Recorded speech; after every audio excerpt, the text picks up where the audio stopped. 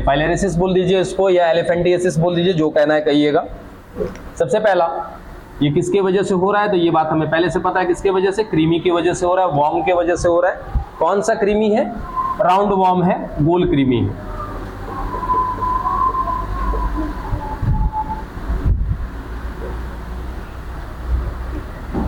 चलिए आगे देखिएगा, वो कृमि कौन सा है, उसका नाम क्या है, तो बस इसमें सिंपल सा याद रखिएगा, वुचेरेरिया। वुचेरेरिया इसके भी दो प्रकार हैं, एक तो कहते हैं मलाई। हाँ जी, ऐसा ही है ना, मलाई। हाँ मेलाई, ठीक तो है, मेलाई। और एक दूसरा है बेनिक्राफ्टी, यहीं पे लिख देते हैं, बेंड्रो। हाँ वही तो, ठीक है, बैंक्रोफ्टाई। प्रोनाउंसिएशन में थोड़ा सा गड़बड़ हुआ, बैंक्रोफ्टाई, ऐसा ही है। चलो, ये दोनों अलग अलग हैं, ध्यान में रखिएगा इन दोनों को, यानी कि वुचेरेरिया मलाई और वुचेरेरिया बैंक्रोफ्टाई, इन दोनों के वजह से क्या होता है, एलिफेंटिएसिस होता है या फाइलेरियसिस होता है। इसमें प्रॉब्लम क्या आती है वो जरा ध्यान से समझिएगा, कुछ ज्यादा इंपॉर्टेंट है नहीं इसमें। आपके बॉडी में फ्लूइड कितने प्रकार के हैं, आपके बॉडी में तरल कितने प्रकार के हैं, एक तो सबके दिमाग में क्या, रक्त, दूसरा प्लीहा, पित्त। अब वैसे कहोगे तो एंजाइम है, हार्मोन है, वैसे तो बहुत हो जाएंगे, ठीक है, लेकिन मुख्य रूप से याद रखिएगा रक्त है, और रक्त के बाद है लसिका, ठीक है, जिसको हम क्या बोलते हैं, लिम्फ। और रक्त क्या है आपका, ब्लड।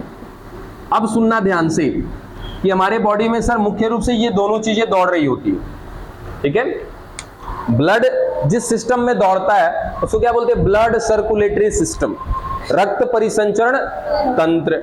और ये लसिका जिस सिस्टम में दौड़ती है उसको क्या बोलते हैं, लिम्फ सर्कुलेटरी सिस्टम, लसिका परिसंचरण तंत्र। यानी कि जैसे जैसे रक्त हमारे शरीर में दौड़ रहा होता है वैसे ही लसिका भी दौड़ रही होती है, ठीक है। और सबसे ज्यादा जो लसिका होती है, याद रखिएगा, ये लसिका तंत्र में दौड़ती है। जैसे हमारी नसें होती हैं वैसे ही क्या होती है, लसिका की भी नसें हैं जिसमें क्या दौड़ रही है, लसिका। और वो ज्यादा से ज्यादा कहां पर पाई जाती है, हमारे पैरों में पाई जाती है, ठीक है। लसिका की जो नलिकाएं हैं, जैसे रक्त नलिका होती है, ठीक है, वैसे ही क्या होती है, लसिका की नलिका होती है। और ये लसिका नलिका सबसे ज्यादा कहां पर पाई जाती है, हमारे पैरों में पाई जाती है, ठीक है। अब होता क्या है कि सर जैसे ही वुचेरेरिया हमारे अंदर प्रवेश करता है, ठीक है।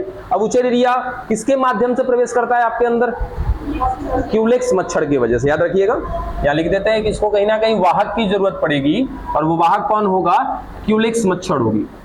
ठीक उसी तरीके से जैसे मलेरिया का वाहक बनी थी ना, कौन, मादा एनोफिलिस बनी थी, उसी तरीके से इस रोग को फैलाने के लिए कौन जिम्मेदार है, क्यूलेक्स मच्छर। ये जैसे ही काटेगी तो अपने अंदर या तो वुचेरेरिया मलाई को लेकर के आएगी या उसी का दूसरा प्रजाति लेकर के आएगी, ठीक है। अब जैसे ही आपके अंदर आएगा, वो जाने के बाद कौन, वुचेरेरिया जाने के बाद सीधा का सीधा असर जाके दिखाएगा लसिका की नलिकाओं पर, जा करके लसिका नलिका को प्रभावित करेगा, जिस कारण से लसिका की जो नलिकाएं हैं, जो ट्यूब्स हैं, वो फूलने लगेंगी, समझे।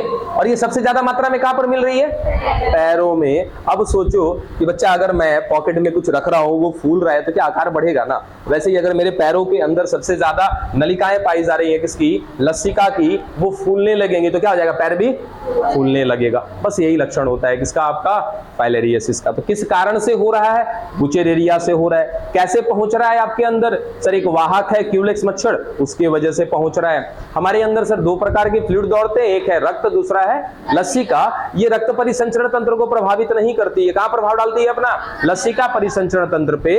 जो लसिका की नलिकाएं होती हैं उनको संक्रमित करती है, जिस कारण से लसिका की नलिका, लिम्फ के जो ट्यूब्यूल्स होते हैं वो क्या होने लगेंगे, फूलने लगेंगे। और ये सबसे ज्यादा ट्यूब्स कहां पर पाए जाते हैं, हमारे पैरों में। इस कारण से पैर क्या हो जाते, फूल जाते। बात पल्ले पड़ी।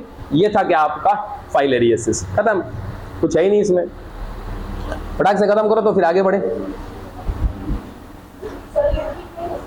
नहीं, एक बार हो जाने के बाद सही नहीं।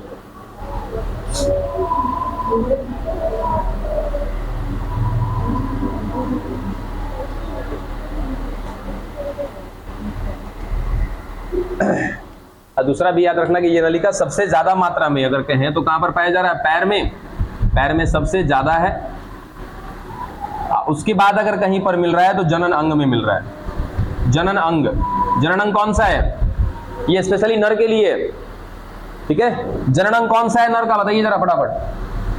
वृषण, ठीक है। तो वृषण का जो वृषण कोष होता है ना, उस वृषण कोष में ये नलिकाएं सबसे ज्यादा पाई जाती है, यानी कि वृषण भी क्या हो जाएगा, फूल जाएगा ऐसे व्यक्ति का जिसको क्या हुआ है, फाइलेरियोसिस हुआ है। क्या, चलिए अगला रोग जो किसके वजह से होने वाला है, कवक के वजह से होने वाला है।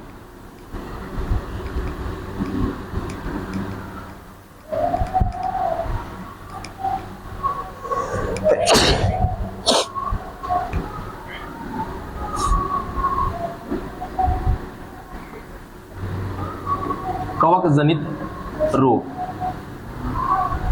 यानी कि एक ऐसा रोग जो किसके वजह से, फंगस बोलते हैं, ठीक है। अब पहले तो ये कि सर ये फंगस के वजह से रोग कैसे हो पाता है, हमें फंगस इतनी आसानी से हम तक पहुंचता कैसे है, ठीक है। तो सबसे पहला बिंदु याद रखिएगा कि ये जो कवक होते हैं बच्चा, ये होते हैं कॉस्मोपॉलिटेंट। कॉस्मोपॉलिटेंट का मतलब कल ही बताया था शायद, सर्वव्यापी। ये ऐसे हैं जो सर्वव्यापी हैं, चारों तरफ मिलेंगे हमें ये। अभी आप सोचोगे हमारे शरीर पर, तो बिल्कुल आपके शरीर पर होंगे ये, ठीक है। बशर्ते अब इनको किस चीज की आवश्यकता है, पोषण की, पोषक तत्वों की। जैसे ही आप अनहाइजेनिक रहना शुरू करोगे, अपने शरीर पर ध्यान नहीं दोगे, गंदगी आपके शरीर पर जमा होने लगेगी, ये धीरे धीरे क्या करने लगेंगे, वृद्धि करने लगेंगे। जैसे पसीना वगैरह ज्यादा इकट्ठा हो रहा है हमारे शरीर में, हम अपने शरीर पर ध्यान नहीं दे रहे हैं, तो वो पसीना जो होगा इन फंगस के लिए क्या बन जाएगा, पोषण बन जाएगा। कभी आपने टीवी पे ऐड देखा है, रिंगवॉर्म का दिखाता है, रिंगवॉर्म मतलब जो गोल दाद खाज खुजली हो जाता है ना, तो वहां पे बोलता है फंगल इन्फेक्शन है। तो फंगल इन्फेक्शन का मतलब कि वो जो रोग हो रहा है वो किस वजह से हो रहा है, फंगस की वजह से, कवक के वजह से हो रहा है। अब कौन सा कवक, तो याद रखना इसमें टीनिया, ठीक है। टीनिया उस कवक का नाम है जो हमारे अंदर क्या उत्पन्न करता है, हमारी त्वचा पर खुजली वगैरह उत्पन्न करता है। इसकी भी कुछ वेराइटियां हैं, जैसे पहला माइकोस्पोरम,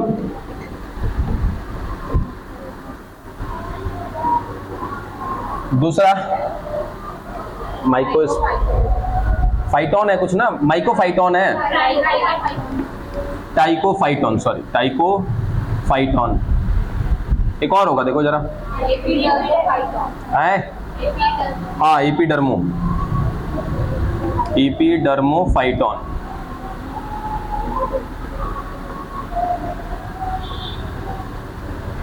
ठीक है, ये तीन वेराइटियां हैं इसकी, टीनिया की, जिसमें से ये जो आपका एपिडर्मोफाइटोन है ना, ये मुख्य रूप से हमारे त्वचा पर, बाल पर, नाखून पर, इन सभी पर क्या उत्पन्न करता है, खुजली उत्पन्न करता है, यानी कि संक्रमण उत्पन्न करता है, ठीक है। तो इसके वजह से नुकसान क्या है हमारी त्वचा पर, ठीक है, खुजली होने लगेगा, जिसको आप नॉर्मली क्या बोलते हो, दाद, ठीक है, दाद या तो खुजली बोलते हैं उसको, हाँ, दाद और खुजली। इसको एक और नाम देते हैं क्या, रिंगवॉर्म। अब रिंगवॉर्म इसलिए बोल देते हैं कि जहां पर ये खुजली होगा ना, वहां पर क्या हो जाएगा, गोल गोल से ऐसे धागे धब्बे पड़ जाएंगे आपके त्वचा पर, यहाँ गोल गोल सा दाना पड़ जाएगा वहां पे, तो उसको क्या बोलते हैं, रिंगवॉर्म बोलते हैं। रिंगवॉर्म होने के लिए जिम्मेदारी किसकी है, कवक की। कवक में कौन, टीनिया। टीनिया में भी एक वेराइटी होता है किसका, टीनिया पैडिस का। एक और वेराइटी है टीनिया पैडिस। इसकी वजह से जो रोग होता है उसको बोलते हैं हम लोग एथलीट फीट।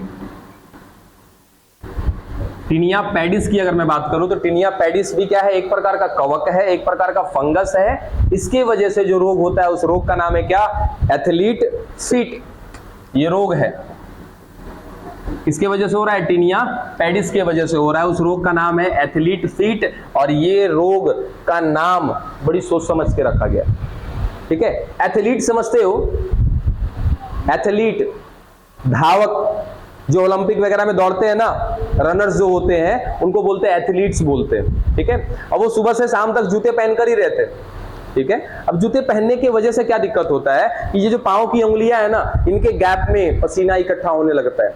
अब पसीना इकट्ठा हो रहा है और हमको पता है कि ये कवक कैसे हैं, कॉस्मोपॉलिटेंट हैं, सर्वव्यापी हैं, वहां उनके पैरों के बीच में इकट्ठा होंगे, वृद्धि करना शुरू कर देंगे।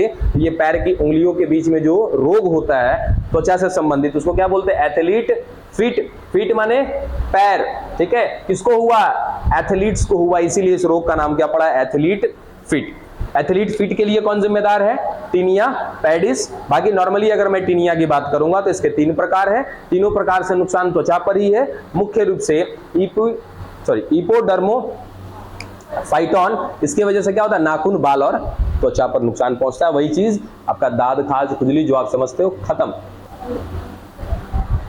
अच्छा, किसी को पता है stem cell? Stem cell, stem cell Hindi में कहते हैं उसको अविभेदित कोशिका। अब नाम भले अविभेदित है, लेकिन ये विभेदित होती है। नाम तो है अविभेदित, यानी कि उसका नाम का मतलब क्या निकल रहा है? जो विभेदित ना होगी अपने आप में।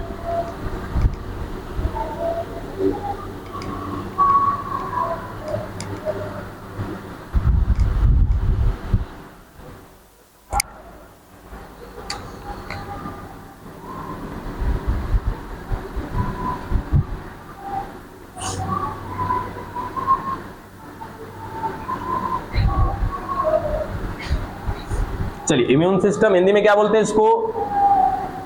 प्रतिरक्षा तंत्र।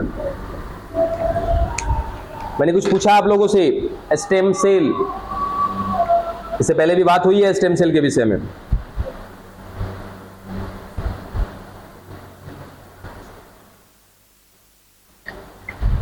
इसका सीधा सा एग्जांपल देते हैं, आपको समझ में आ जाएगा। अच्छा, ये बताओ, आज भले हमारा शरीर बहुत बड़ा है, बहुत बड़ा मतलब कि इस स्तर पे कह रहे हैं कि बहुत सारी कोशिकाएं हैं हमारे अंदर, बहुत सारे ऊतक है, बहुत सारे अंग है, बहुत सारे तंत्र है, बहुत सारा सिस्टम चल रहा है। इस वजह से हमने क्या बोला कि शरीर क्या हमारा बहुत बड़ा है कार्य करने के आधार पर। जिसमें से एक वर्ड मैं लिख रहा हूं, देखो तो सभी लोग इसको पहचानते हैं क्या? जाइगोट, बहुत अच्छा वर्ड है। युग्मनज। अब सोचना ध्यान से कि सर क्या इस युग्मनज में क्षमता थी कि हमारा हृदय बना दे? काहे? तुम्हारा हृदय कहीं और से बना है? कहां से बना? हमारा हृदय कहां से बना? हमारा हाथ, पैर, पूरा शरीर कहां से बना है? यहीं से बना है ना। तब ये तो कह रहे थे ना ना ना, ठीक है। तो हम ऐसा कहें कि जाइगोट में ऐसी क्षमता है ना कि सर ये पूरा हमारा शरीर बना सकता है। हाथ, पैर, नाक, मुंह, जितना भी अंग दिख रहा है वो सब कुछ बनाया किसने? इसी जाइगोट ने बनाया। पहला पॉइंट। दूसरा बात दिमाग में रखिएगा कि अगर मैं कहूं कि सर मेरी हाथ की एक कोशिका ले लो, हाथ की कोशिका, क्या इस कोशिका में यही क्षमता है क्या कि ये पूरा मेरा शरीर बना देगी? नहीं बना पाएगी सर। हाँ, ये एक काम कर सकती है क्या कि अपने जैसी कोशिका भले बना देगी विभाजन करके, है ना। तो सर अपने जैसी कोशिका बनाना और अपने आप को परिवर्तित करके अलग अलग प्रकार की कोशिका बनाना, दोनों में जमीन आसमान का अंतर है, ठीक है। ऐसा कोशिका जो अपने आप का रूप बदले, अलग अलग कोशिका में अपने आप को बदले, विभिन्न प्रकार में अपने आप को बदले, that is called stem cell. समझे? ऐसे कोशिका को क्या कहते हैं हम लोग? स्टेम सेल कहते हैं, अविभेदित कोशिका कहते हैं। बात पल्ले पड़ी। अविभेदित कोशिका क्या है? स्टेम सेल किसको कहते हैं? सर एक ऐसी कोशिका जो अपने आप को विभेदित करे और अलग अलग प्रकार के, विभिन्न प्रकार के कोशिकाओं में अपने आप को बदल ले, ऐसे कोशिका को क्या बोलते हैं? Stem cell. जाइगोट एक प्रकार का स्टेम सेल है। बात पल्ले पड़ी? चल अब आगे।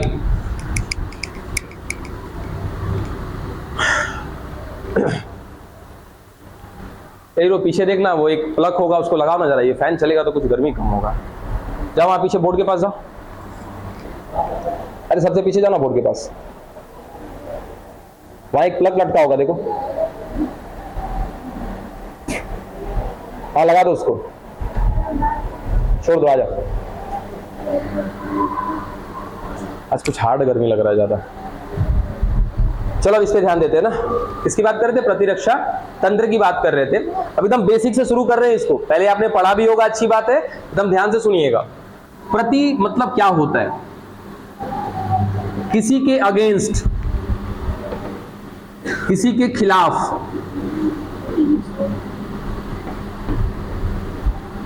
ठीक है। प्रति का मतलब किसी के खिलाफ काम करना क्या कहलाता है? प्रति, ठीक है। उसके बाद रक्षा करना, यानी कि भाई किसी के खिलाफ क्या कर रहा है? हमको सुरक्षा दे रहा है, वो तंत्र ही क्या कहलाएगा? हमारा इम्यून सिस्टम कहलाएगा, प्रतिरक्षा तंत्र कहलाएगा, ठीक है। फिर सवाल आता है सर किसके खिलाफ?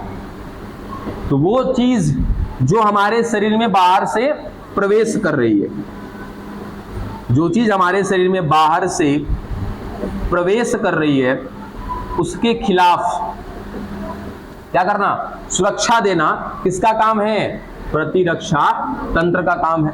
असर जो चीज बाहर से हमारे अंदर प्रवेश कर रहा है ना, तो उन चीजों को क्या बोलते हैं हम लोग? प्रतिजन बोलते हैं। सीधा सीधा इंग्लिश में कहते हैं क्या? एंटीजन।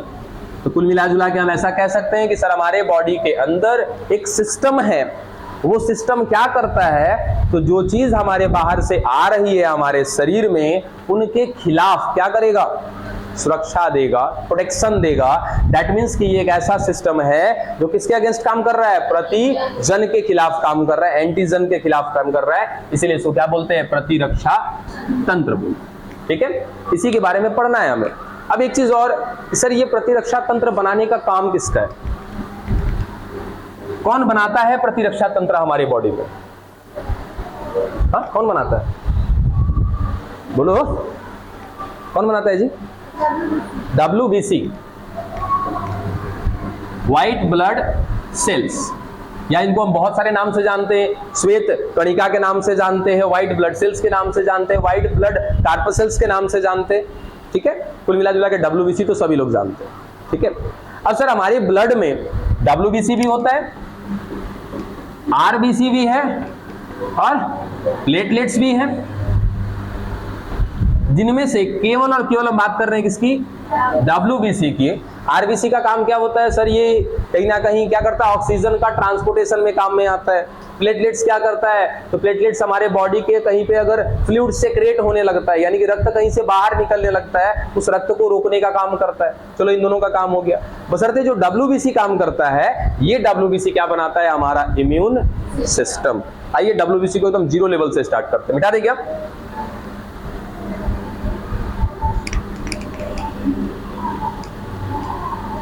थोड़ा सा डीप में जाएंगे हम लोग, यानी कि थोड़ा गहराई में। अगर याद लगे, मतलब लगे कि याद करना चाहिए तो कर लीजिएगा, नहीं तो छोड़ दीजिएगा।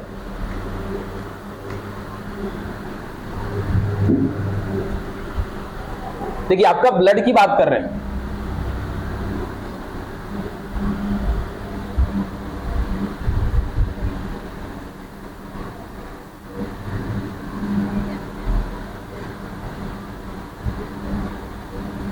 चलो ये एक बोन हो गया, हड्डी हो गई, ठीक है।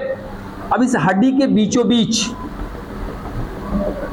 क्या होता है? खोखला होता है हमारा हड्डी, और अंदर से भरे पड़े होते हैं इसमें कुछ पदार्थ, कुछ मटेरियल, जिसको क्या बोलते हैं हम लोग? बोन मैरो, अस्थि मज्जा।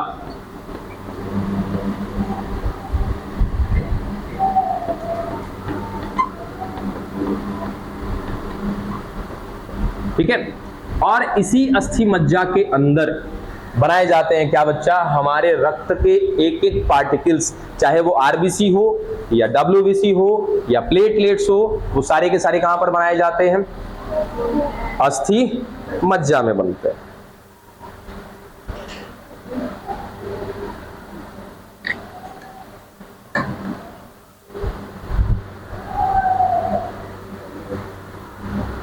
देखिए कैसे बनते हैं वो भी समझिएगा। ये जो बोन मैरो दिख रहा है ना बच्चा, इस बोन मैरो में कुछ विशेष प्रकार की कोशिका पाई जाती है। इसमें, इस बोन मैरो में कुछ विशेष प्रकार की कोशिका पाई जा रही है, कुछ स्पेशल टाइप के सेल मिल रहे हैं। उन कोशिका को कहते हैं हम लोग प्लूरोपोटेंट सेल। ठीक है, जो एक प्रकार का पता है क्या है? जल्दी बताओ। स्टेम सेल है। अगर ये स्टेम सेल नहीं होता, सोचो क्या बोला मैंने कि सर बोन मैरो में कुछ विशेष प्रकार की कोशिकाएं मिल रही हैं जिनको नाम दिया क्या हमने, प्लूरोपोटेंट सेल, जो एक प्रकार का स्टेम सेल है। स्टेम सेल नहीं होता तो एक ही कोशिका आरबीसी, डब्ल्यूबीसी, प्लेटलेट्स कैसे बनाता। अभी अभी मैंने एग्जांपल दिया था जाइगोट का ना, कि एक ऐसा कोशिका जो अलग अलग प्रकार की कोशिका में डिवीजन कर जाए, विभेदित हो जाए, ऐसी कोशिका को क्या बोलते हैं, स्टेम सेल बोलते हैं। तो ये जो प्लूरोपोटेंट सेल है ये क्या है, एक प्रकार का स्टेम सेल। ठीक है, चलो लिख देते हैं यहाँ पे, ये एक प्रकार का स्टेम सेल, अविभेदित कोशिका। ठीक है, कहां पे मिल रहा है, बोन मैरो में। अब ये प्लूरोपोटेंट जो सेल है ये है दो प्रकार का, एक को कहते हैं हम लोग लिम्फोइड स्टेम सेल और दूसरे को कहते हैं माइलोइड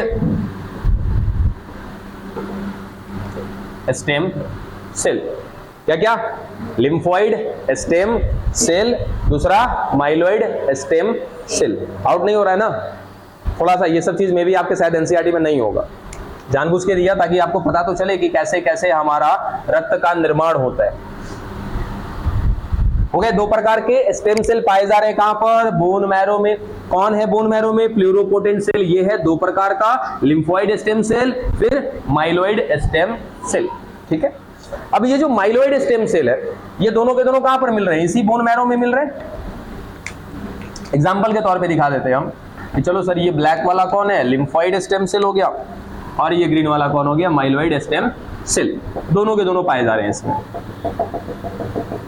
और दोनों को मिला के हमने क्या बोला, प्लूरोपोटेंट सेल। ना यहां तक सर। अब यहां पे क्या करेंगे ये दोनों के दोनों स्टेम सेल, सर अपने आप को अविभेदित करेंगे, डिवीजन करेंगे, कुछ बनाएंगे। देखिए कौन क्या बना रहा है, ये माइलोइड स्टेम सेल क्या बना रहा है, आरबीसी। ठीक है, और क्या बना रहा है, प्लेटलेट्स, और क्या बना रहा है, मोनोसाइट।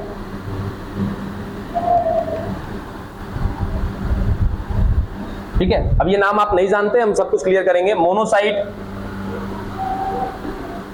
न्यूट्रोफिल्स, बेसोफिल्स, इओसिनोफिल्स,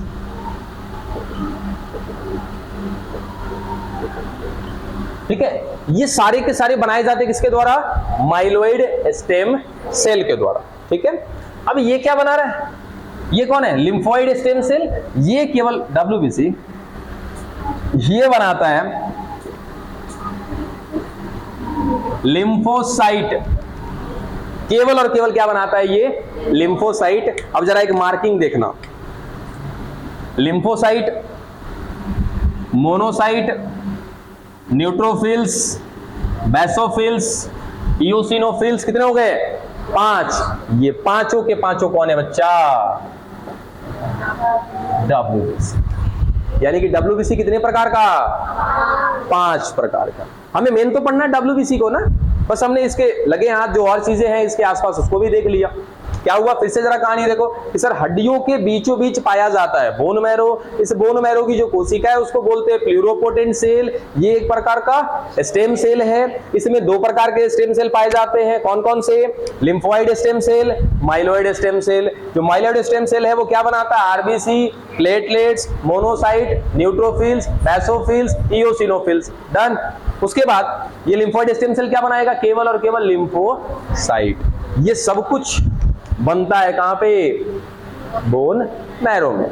रक्त में तीन ही चीज देखा ना, क्या क्या, RBC, WBC, platelets. RBC, platelets, ये तो यहां बन गया। डब्ल्यूबीसी का 4 गो कोशिका यहीं पे बना है, डब्ल्यूबीसी का खाली 1 कोशिका लिम्फोइड स्टेम सेल की वजह से बना है। यानी कि हम ऐसा कहें कि सर डब्ल्यूबीसी जो है ये 5 प्रकार की होती हैं। ठीक है, नाम याद रहेगा ना, कौन कौन सा, monocyte, neutrophils, basophils, eosinophils, lymphocyte. ठीक है, ये बनने के आधार पे देखा हमने कि यहां पर बनता है। ठीक है, और कौन बनाता है ये देखा, मिटा इसको। चलो अब एक चीज एक ध्यान देना, यहाँ पे ये सब कुछ क्या हो रहा है सर, रक्त के सारे कण हैं जो बनाए जा रहे हैं कहां पे, बोन मैरो में बनाए जा रहे हैं, ठीक है। तो हम ऐसा कह सकते हैं कि रक्त का निर्माण हो रहा है, ठीक है। रक्त के निर्माण की प्रक्रिया को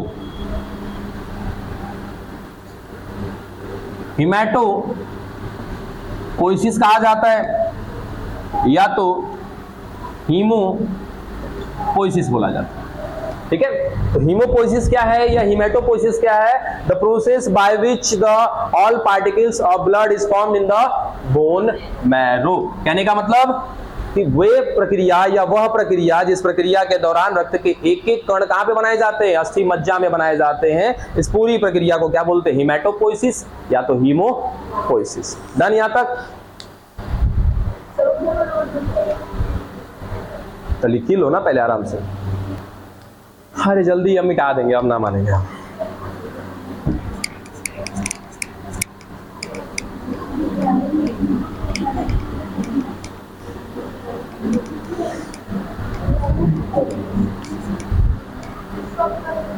अरे फिर लिखेंगे यही सब कुछ, फिर लिखेंगे, क्या टेंशन में हो, जो लिखा सो लिखा, फिर वहां से उतार लीजिएगा। चलो ये तो बनने के आधार पे देखा ना, अब आगे देखो। WBC की बात कर रहे हैं, व्हाइट ब्लड सेल्स, श्वेत रक्त कणिका। अब ये जो WBC होता है ना, पहले तो ये सर 2 प्रकार का है। अभी बोला था 5 प्रकार, अभी बोलते हैं क्या 2 प्रकार। किस आधार पे वो देखिएगा सर। एक को कहते हैं कणिकामय और एक को कहते हैं अकणिकामय।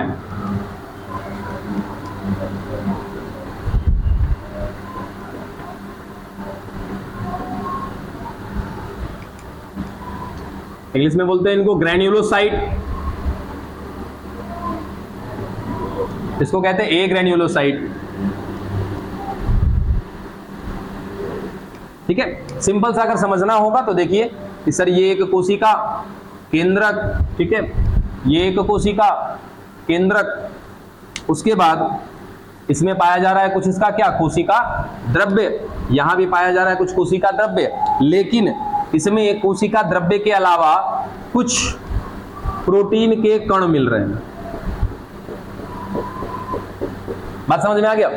क्या हुआ, कुछ प्रोटीन के कण मिल रहे हैं, इस वजह से हमने क्या बोला, कणिका मैं बोला। कुछ ग्रेन्यूल्स बोलते हैं उनको, ठीक है। प्रोटीन के कुछ फैक्टर्स होते हैं जिनको बोलते हैं ग्रेन्यूल्स, और ऐसी कोशिका को क्या बोलते हैं, ग्रेन्युलोसाइट। तो WBC को हमने 2 प्रकार में बांटा है। किस आधार पे बांटा है कि सर उनके अंदर प्रोटीन के कण मिल रहे हैं या नहीं। तो प्रोटीन के जो कण मिल रहे हैं उनको बोलते हैं कणिकामय, और जिनमें नहीं मिलते उनको क्या बोलते हैं, अकणिकामय, ठीक है। अभी कितना प्रकार देखा था आपने, 5 प्रकार। उन 5 प्रकार को यहां बांटेंगे, देखो कैसे। पहला न्यूट्रोफिल्स, दूसरा बेसोफिल्स, तीसरा इसिनोफिल्स,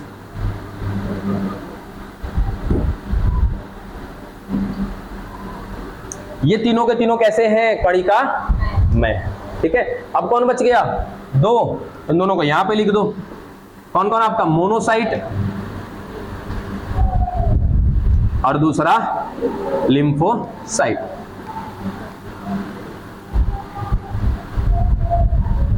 ये हैं आपके पांचों के पांचों प्रकार। बात पल्ले पड़ी, बोलो, कंफ्यूज मत करना। वहां पे इससे पहले हमने क्या देखा था, बनने के आधार पे देखा था, ठीक है। और ये जो कोशिकाएं बन गई है उनमें कुछ सर स्पेशल टाइप के कण पाए जा रहे हैं प्रोटीन के, ये उस आधार पे हमने बांटा है इनको, ठीक है। अब इनमें से बात करेंगे तो सर ये चारों के चारों, न्यूट्रोफिल्स, बेसोफिल, इओसिनोफिल्स, मोनोसाइट, इन चारों को कौन बनाता है, माइलोइड स्टेम सेल, जबकि लिम्फोसाइट को कौन बनाता है, लिम्फोइड स्टेम सेल, ठीक है। वो बनने के आधार पे था, ये उनके स्ट्रक्चर के आधार पे है कि सर एक जिसमें कुछ कण मिल रहे हैं प्रोटीन के, एक जिसमें कुछ कण नहीं पाए जा रहे। तो ये मोनोसाइट, लिम्फोसाइट एक प्रकार का WBC का ए ग्रेन्युलोसाइट है, अकणिकामय कोशिका है, जबकि ये तीनों कणिकामय कोशिका है। डन है यहां तक की कहानी। अब इन पांचों में से 3 सवाल बनते हैं। सबसे पहला सवाल कि सर इन पांचों में सबसे ज्यादा कौन पाया जाएगा हमारे बॉडी में, दूसरा, सबसे कम कौन पाया जाएगा हमारे बॉडी में, और तीसरा कि सबसे ज्यादा इंपॉर्टेंट कौन होगा हमारे बॉडी में। बात समझे? ये 5 प्रकार मिल रहे। रीजन क्या है कि सर ये पांचों मिलकर के क्या बनाएंगे, हमारा इम्यून सिस्टम बनाएंगे। और इम्यून सिस्टम को अभी अभी हमने समझा है कि ये पांचों मिलकर के हमारे बॉडी में कुछ इस कदर काम करेंगे कि बाहर से कोई भी आएगा ना, उसी के लिए काम कर रहे हैं वो। ठीक है, देखना जरा ध्यान से, ये जो न्यूट्रोफिल्स होता है बच्चा, ये लगभग 60 से 65% पाया जाता है हमारे बॉडी में। कौन? न्यूट्रोफिल्स। बेसोफिल्स जो है 0.5 से 1% पाया जाता है। ठीक। इओसिनोफिल्स 2 से 3% पाया जाता है। मोनोसाइट 6 से 8% पाया जाता है। लिम्फोसाइट 20 से 25% पाया जाता है। परसेंटेज याद रहे ना रहे वो आप देख लीजिएगा। ठीक है, बशर्ते खाली इतना याद रखिएगा, यहां पे सबसे ज्यादा मात्रा में कौन? न्यूट्रोफिल्स। सबसे कम मात्रा में कौन? बेसोफिल्स। और सबसे ज्यादा इंपॉर्टेंट कौन? लिम्फोसाइट। तीनों का जवाब मिल गया क्या? सबसे ज्यादा कौन, सबसे कम कौन, सबसे इंपॉर्टेंट कौन? धन यहां तक। आगे 1-2 पॉइंट खाली और। अब देखना, इनके बारे में यहीं पे काम खत्म कर देते हैं। ये न्यूट्रोफिल जो होता है ये काम करते हैं भक्षण करने का। भक्षण माने मार देना, यानी कि हमारे बॉडी में कोई आएगा ना, उसको मारना होगा तो कौन जिम्मेदार होगा? न्यूट्रोफिल्स। ये बेसोफिल्स भी क्या करता है सर? ये भी मारने का काम करता है, ये भी भक्षण करने का काम करता है। ठीक है। इओसिनोफिल्स ये क्या करता है? ये भी आप इओसिनोफिल्स, मोनोसाइट, इओसिनोफिल्स, ये भी थोड़ा बहुत मारने का काम करेगा। ठीक है। और मारने के साथ साथ ये क्या बोलते हैं उसको, एलर्जी के केस में भी कौन काम करता है? तो एलर्जी के केस में याद रखिए कौन काम करता है? इओसिनोफिल्स। थोड़ा बहुत मारने का भी काम करता है। ये मोनोसाइट भी क्या करता है? मारने का काम करता है। कुल मिला जुला के 5 प्रकार की कोशिका मिल रही है, पांचों क्या कर रही है सर? मारने का काम कर रही है। एक पांचवा जो बचा कौन? लिम्फोसाइट। ये क्या करता है? काहे इसको हमने बोला है कि ये बहुत ज्यादा इंपॉर्टेंट है, ये वीवीआई है अपने पांचों में से। रीजन सर यही है जो पहचान करके बताएगा इसको मारना है या छोड़ना है। समझे? अगर ऐसा होता तो सोचो कि सर ये चारों तो मारने में लगा हुआ है, किसको मारेगा? हमारी संक्रमित कोशिका को मारेगा। हमारी संक्रमित कोशिका को, या तो बाहर से कोई आया है उसको मारेगा। अगर इसको डिसीजन नहीं देगा ये लिम्फोसाइट, तो जानते हो क्या करेगा? चारों अपनी ही कोशिका को मारना चालू कर देगा, क्योंकि इसके नजर में तो सारे के सारे बेकार दिखेंगे। तो ये डिसीजन देता है लिम्फोसाइट कि भाई साहब इसको मारना है, ये चारों लग जाएगा मारने के पीछे। और अगर ये डिसीजन नहीं देगा तो सोचो कितना बड़ा गलती हो जाएगा। ठीक है, तो लिम्फोसाइट इसीलिए बहुत ज्यादा इंपॉर्टेंट है। कल स्पेशली बात करेंगे हम किसका बच्चा? लिम्फोसाइट का।